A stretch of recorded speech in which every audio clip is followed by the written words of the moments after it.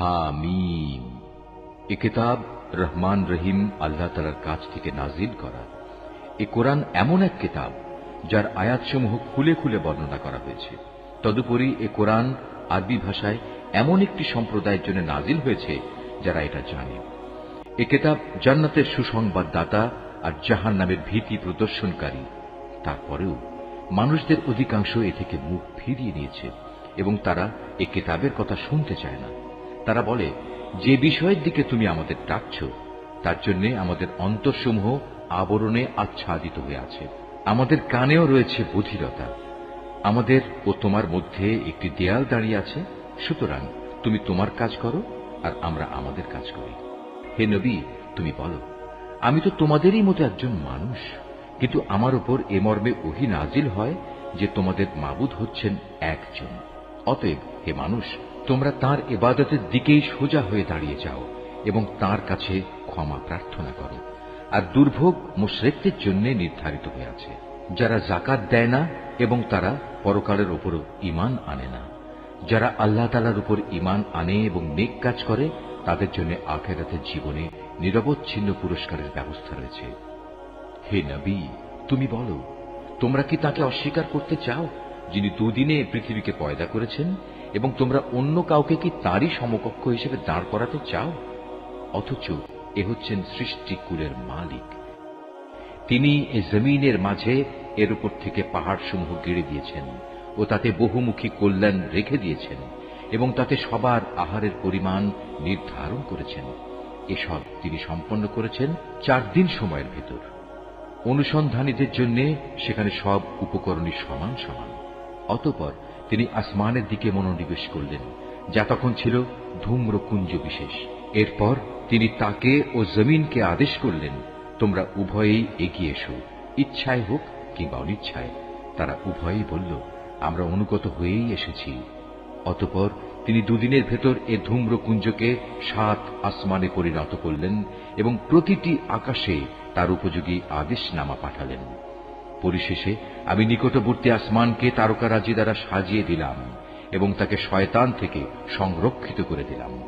এসব পরিকল্পনা অবশ্যই পরাক্রমশালী ও সর্বজ্ঞ আল্লাহ তাআলা কর্তৃক আগে থেকেই সুবিন্যস্ত করে রাখা হয়েছিল।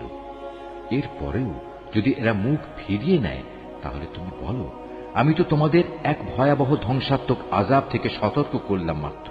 ঠিক যেরূপ ভয়াবহ আযাব এসেছিল আদ ও সামুদের উপর, যখন তাদের কাছে ও তাদের আগের লোকদের কাছে আমার রসুলরা এসে বলেছিল, তোমরা আল্লাহ তাআলা ছাড়া অন্য কারো ইবাদত করো না। জবাবে তারা বলেছিল, আমাদের মালিক যদি চাইতেন তাহলে তিনি ফেরেশতাদেরই নবী করে পাঠাতেন। তোমাদের যা কিছু দিয়েই পাঠানো হোক না কেন, আমরা তাই প্রত্যাখ্যান করলাম। আদ জাতির ঘটনা ছিল, তারা আল্লাহ তাআলার জমিনে অন্যায়ভাবে দম্ভ ভরে ঘুরে বেড়াত এবং বলত, আমাদের চাইতে শক্তিশালী আর কে আছে? অথচ ওরা কি চিন্তা করে দেখেনি যে আল্লাহ তাআলা তাদের সৃষ্টি করেছেন, তিনি শক্তির দিক থেকে তাদের চাইতে অনেক বেশি প্রবল? আসলে ওরা আমার আয়াতসমূহকেই অস্বীকার করত। অতঃপর আমি কতিপয় অশুভ দিনে তাদের উপর এক প্রচন্ড তুফান প্রেরণ করলাম, যেন আমি তাদের দুনিয়ার জীবনেই লাঞ্ছনাদায়ক একটি শাস্তির স্বাদ উপভোগ করিয়ে দিতে পারি। আর আখিরাতের আযাব তো আরো বেশি অপমানকর, তাদের তো কোন রকম সাহায্যও করা হবে না। আর সামুদ জাতির অবস্থা ছিল এই যে আমি তাদেরও সরল পথ দেখিয়ে দিয়েছিলাম, কিন্তু তারা হেদায়েতের বদলে অন্ধত্বের উপর থাকাই বেশি পছন্দ করল।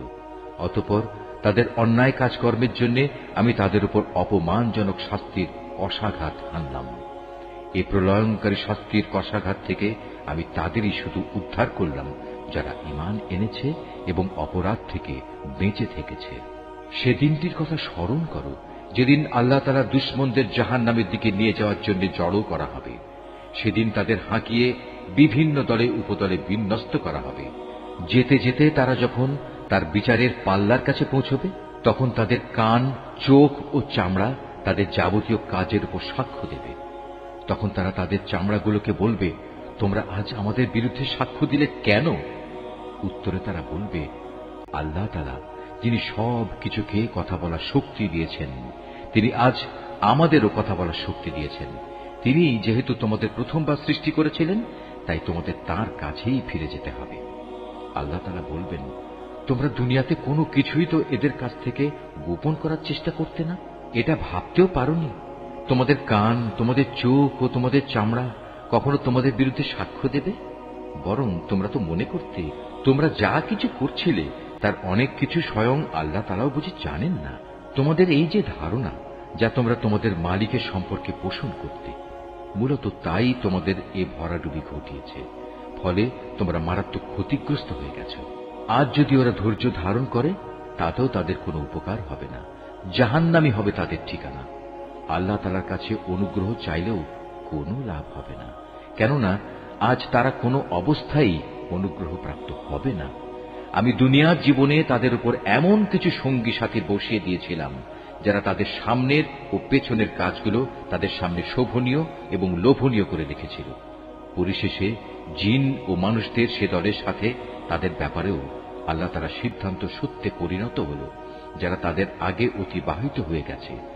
অবশ্য এরা সবাই ছিল নিদারুণভাবে ক্ষতিগ্রস্ত। যারা কুফরি পন্থা অবলম্বন করেছে তারা একজন আরেকজনকে বলে, তোমরা কখনো এ কোরআন শুনবে না, তেলাওয়াতের সময় তার মাঝে শোরগোল করো, হয়তো এ কৌশল দ্বারা তোমরা জয়ী হতে পারবে। আমি অবশ্যই কাফেরদের কঠিন আযাবের স্বাদ আস্বাদন করাবো, এবং নিশ্চয়ই আমি তাদের সে কাজের প্রতিফল দেব যে আচরণ তারা আমার কেতাবের সাথে করে এসেছে।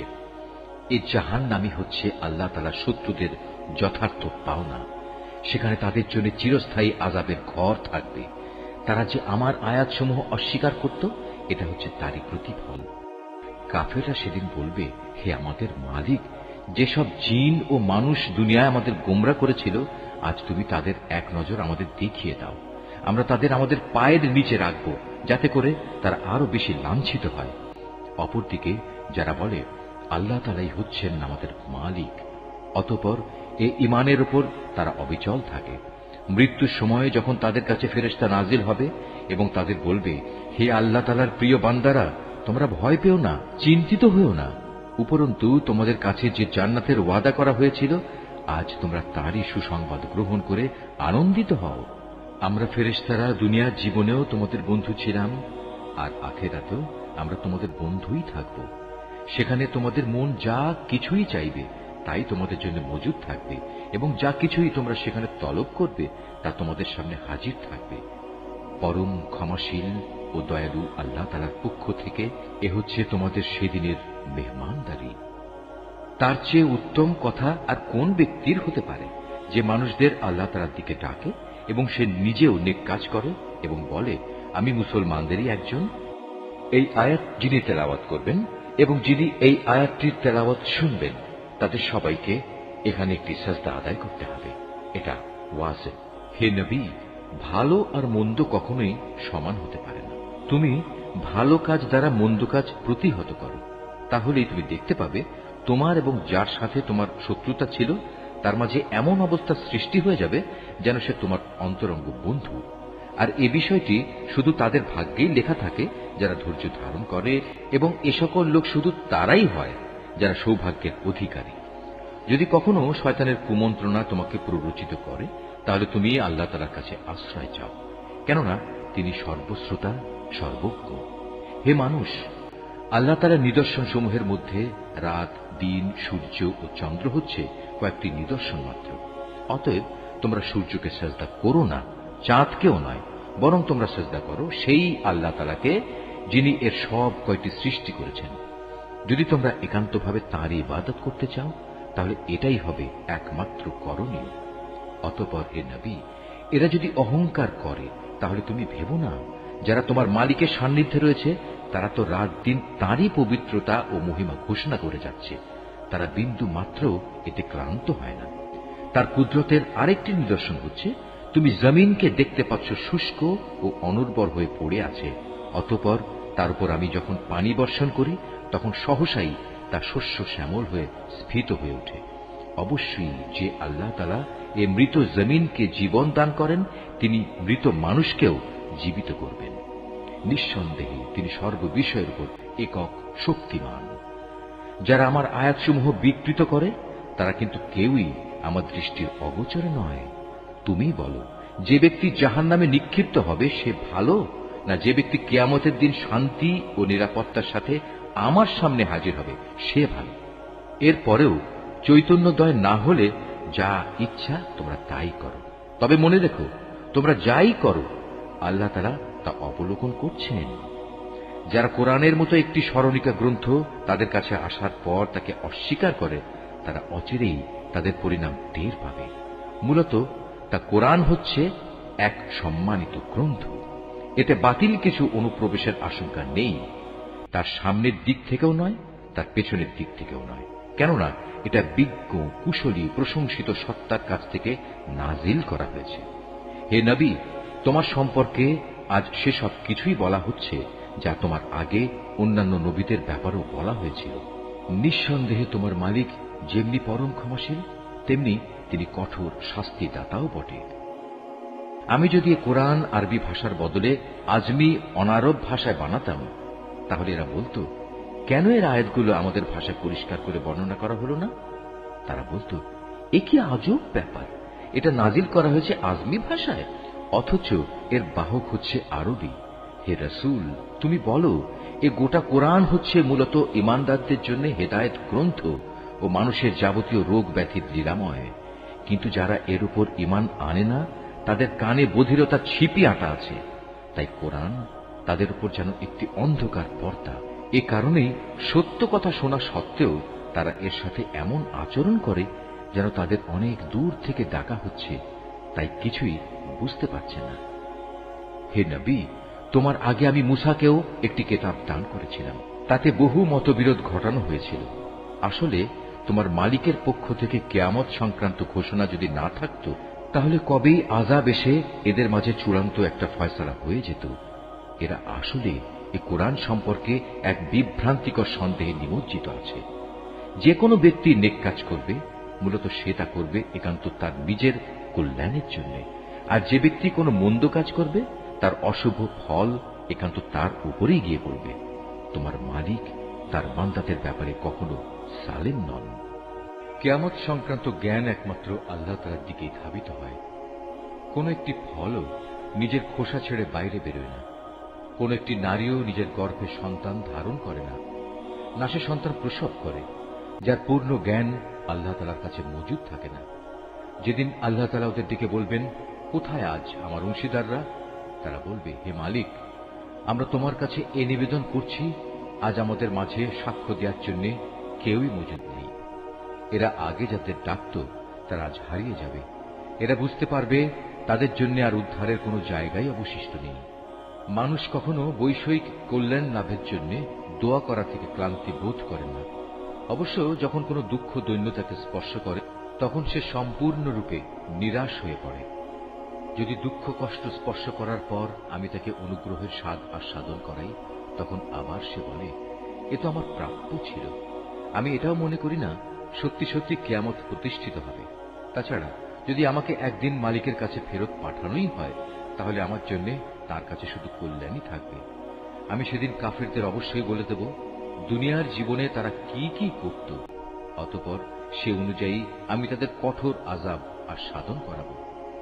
আমি যখন মানুষের উপর কোনো অনুগ্রহ করি, তখন সে মুখ ফিরিয়ে নেয় এবং উল্টো দিকে ফিরে যায়।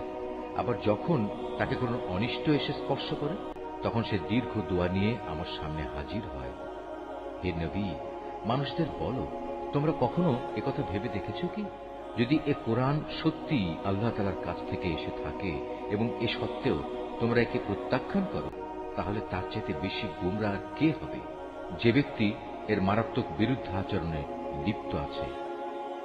অচিরেই আমি আমার কুদরতের নিদর্শনসমূহ দিগন্ত বলয়ে প্রদর্শন করব এবং তাদের নিজেদের মধ্যেও তা আমি দেখিয়ে দেব, যতক্ষণ পর্যন্ত তাদের উপর এটা পরিষ্কার হয়ে যায় যে এ কোরআনই মূলত সত্য।